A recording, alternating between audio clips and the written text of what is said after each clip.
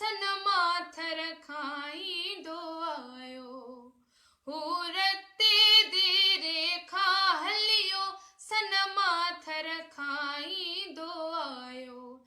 तह माझी मर्द मुजाहिद जी, तह माझी मर्द मुजाहिद जी, तकरीरुन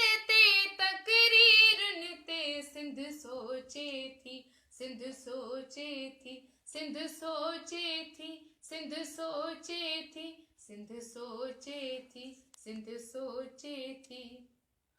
हो घोट भिटाई जो सपनो सैयद ॾिठो ऐं ॾेखारियो। हो घोट भिटाई जो सपनो सैयद ॾिठो ऐं ॾेखारियो।